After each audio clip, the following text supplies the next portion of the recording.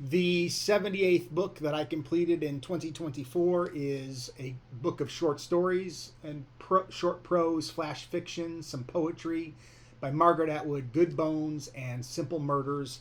Very thin, about 5 hour read.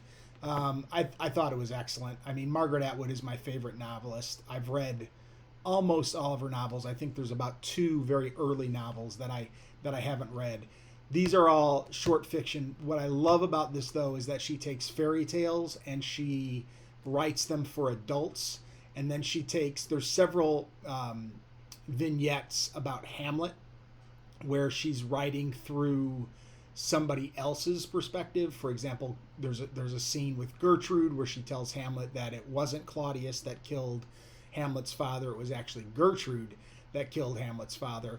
There's another scene, another vignette where Horatio is talking about what happened to him after Hamlet's death and how Fortinbras was really the only, Fortinbras the second, he calls him, was really the only person that gained anything from all of Hamlet's revenge that he invokes. In fact, Horatio says that it might not even be a story about revenge, that it might be a story about a guy who sees that his kingdom has done wrong to another kingdom and he's trying to return the land that they stole. It's very, very funny.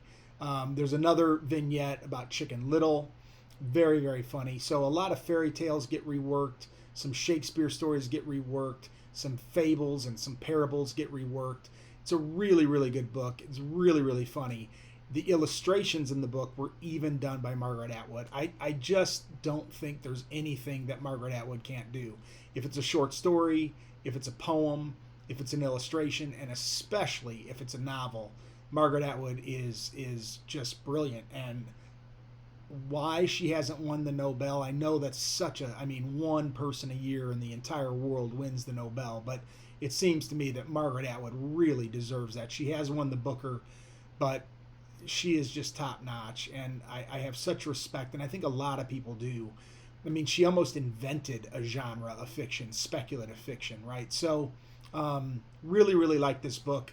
Again, Good Bones and Simple Murders, very, very short vignettes. In fact, a lot of people would call them flash fiction today. Excellent, excellent read, and I highly recommend it.